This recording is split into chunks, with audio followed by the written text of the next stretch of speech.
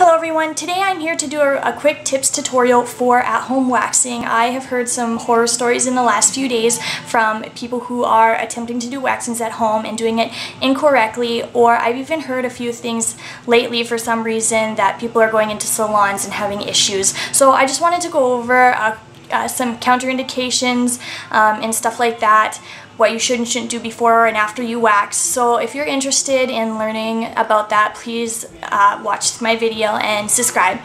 So a contraindication is a condition or factor that increases the risks involved in using a particular drug, carrying out a medical procedure, or engaging in a particular activity. Acetate is a medication used for treatment of severe acne. It noticeably reduces the production of sebum and shrinks the sebaceous glands, thus leaving the skin very dry and dehydrated and sensitive. Waxing should never be done on someone taking acetate or similar drugs. Okay, so just to go over the dry skin. When you apply wax to super dehydrated skin, the wax actually absorbs into that dry skin and will rip off way too many layers of skin and give you scarring, and you could get an infection and, you know, a whack load of other things. So if you have skincare that has AHA, PHA, salicylic acid, you should not be using that prior to getting your waxings done. It's minimum 24 hours, at best 48 hours. If you have broken skin, inflammation, if you have spider veins or varicose veins, you should not be getting waxing done.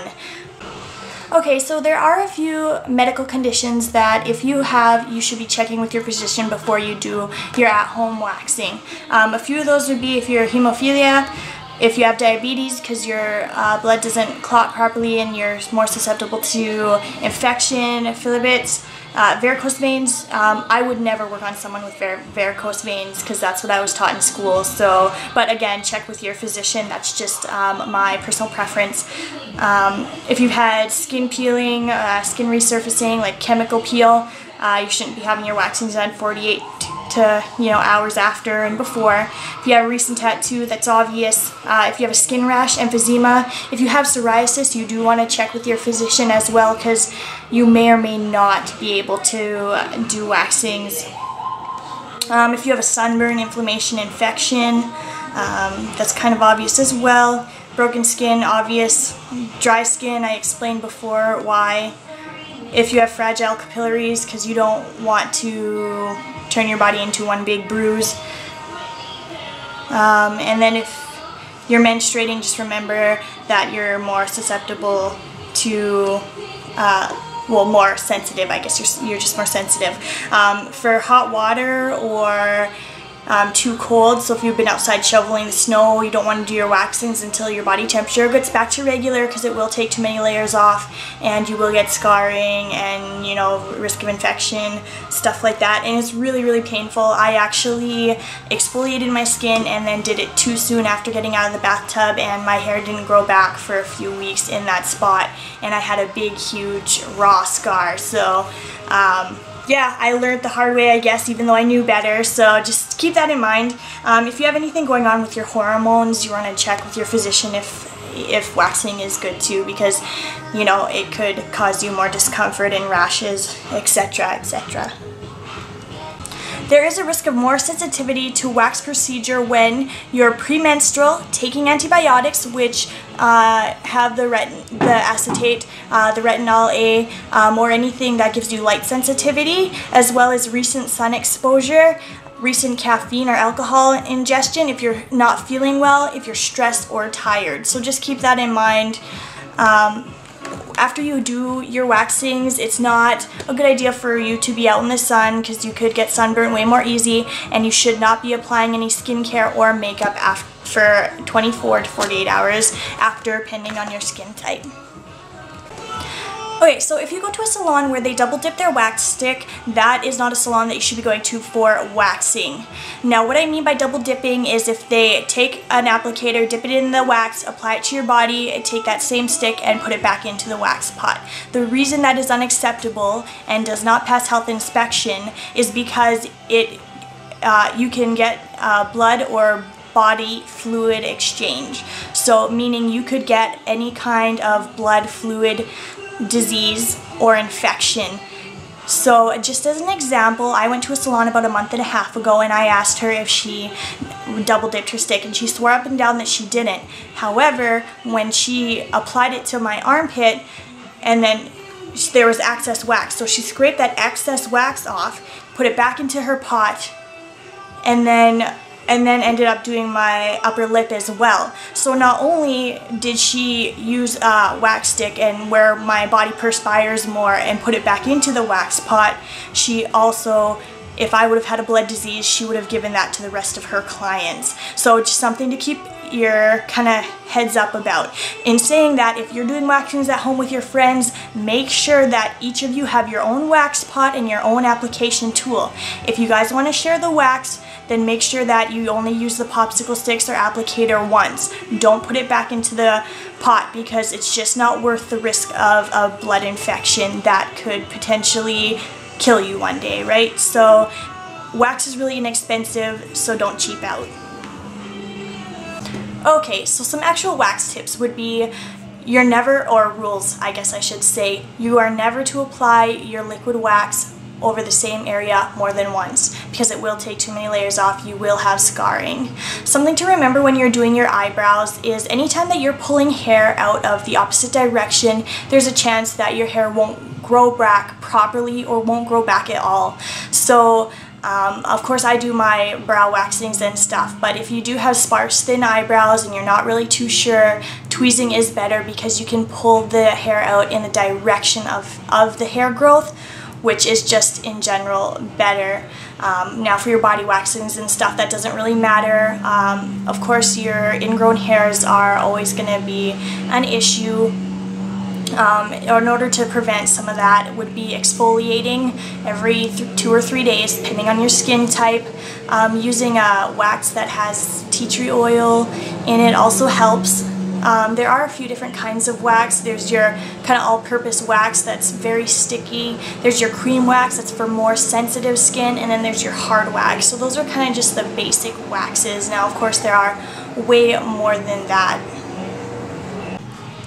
So if you have any kind of inflammation, scarring, skin tags, pimples, pustules, moles, cysts, anything like that, you should not be applying wax over top that area. Okay, so areas that are acceptable to wax at home is going to be your upper lip, chin, hairline, outer ear, sides of face, cheeks, eyebrows, forehead, nape of neck, chest, breast, forearm, upper arm, toes, feet, back, upper leg, lower leg, buttocks, shoulders, underarms, abdomen, hands, fingers, bikini line. Areas of the skin that should never be waxed be your eyelids, inside of the ears, eyelashes, lips, nipples, orifices, and inside the belly button. So if you are doing your chest wax, you don't want to apply the wax over your nipples. You're going to go around your nipples. Okay, so some benefits of waxing would be it exfoliates your skin, your hair growth will become finer and potentially shorter after continued use of waxing. If you don't know if you believe in that, just get either your underarms or your bikini line or Brazilian area waxed and you'll see a huge difference. Okay, so some items that you're going to need for doing your at-home waxing is hand sanitizer, or you can wash your hands beforehand, a pair of scissors to cut the length of strip that you need, because when you buy your wax stuff it only comes in strips like this, or as far as I know it does. I'm sure you can buy it pre-cut somewhere. Either a mascara wand or like a brow brush for if you're doing your brows, tweezers. There's a few different kinds of sticks, so if you're doing your legs or any big area, this stick works really good. And then like a regular size kind of popsicle stick is good for doing smaller areas, or if your hair grows and swirls or anything like that, these are pretty handy. And then for doing your brows, you have your kind of thin popsicle stick, or like your orange wood stick. kind of just depending on what you like to use, which you can all buy at the grocery stores and stuff like that. Vaseline works really well for if you put wax on a spot that you may not have wanted wax. You're going to want a lotion that doesn't have any oil or scent to it for applying after, in case you get a little bit sticky. Okay, so for doing your waxings at home, your hair should be a minimum of 1/4 of an inch long. So that would be that long, or a max of this 1/2 inch long right here. If your hair is any longer than that, you're going to want to trim it to about that length, because if you don't, then you're going to get a double pull and risk more bruising. So even if you go to the salon and you're getting a bikini line done or a Brazilian done, it's really nice just if you trim your hair to about that 1/4 of an inch, you make sure you leave it at 1/2 inch for the thicker hair, so that the wax can really grab onto it and pull it right out at the papilla of the hair. I don't really recommend that you do your bikini area on your own. I do recommend going to get that professionally done, just because it is a really sensitive area and lots of things can go wrong. Another thing to watch for is if your hair is too long, the wax will actually mat in the hair and then it won't come off with the wax strip, and then you'll have to get Vaseline and pull and scrape to get it off, and it'll be really painful and uncomfortable, and just avoid that at all costs. Okay, so if you're going to be doing your armpits at home, or any joint actually, I'll just use the armpit as an example. If you put a wax strip right across, or right, kind of depending on whatever way your hair grows. Usually armpit hair does grow in 4 or 5 different sections, so you do usually have to do it in little sections anyways. But if you're lucky and you can do it all in one, just make sure that you don't put one right over across the bend. So you want to put one under, take it off, and then over and take it off. That way you just don't bruise yourself and cause a bunch of discomfort and such things.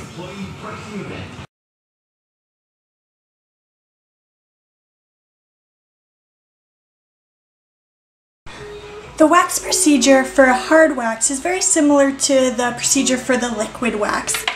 There is a few differences in the waxes, however. The hard wax is used for more sensitive skin, as it's more delicate on the skin. The nice thing about the hard wax is that you can reapply it. With the liquid wax, you can apply it once. If you have leftover hair, then you need to be doing tweezing. And the hard wax is also applied in a thick layer and can be applied in the direction of hair growth, or in kind of like a figure 8 way, to make sure that it kind of grasps all the hair. So same thing, you would cleanse your hands and then apply, figure out your direction of hair growth, then apply your powder, and then you would test your temperature of the wax. And I'm just going to show you the application for the hard wax on my arm. Okay, so I'm just going to stir this around a little bit. See, as you can see, the texture is way more sticky than the liquid wax is. Okay, and so you'd apply this in the direction of hair growth, but you do kind of like this figure 8. You also don't need the cotton strips for the hard wax, and then you just let that harden.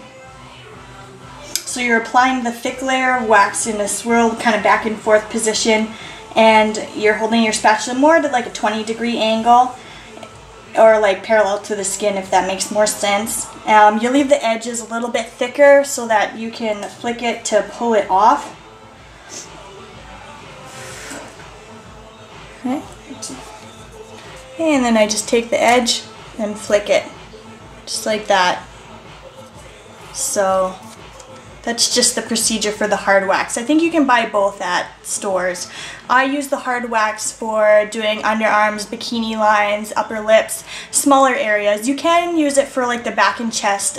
Males have a harder time with waxing in general, but it is a fairly hard wax to use on large areas of the skin.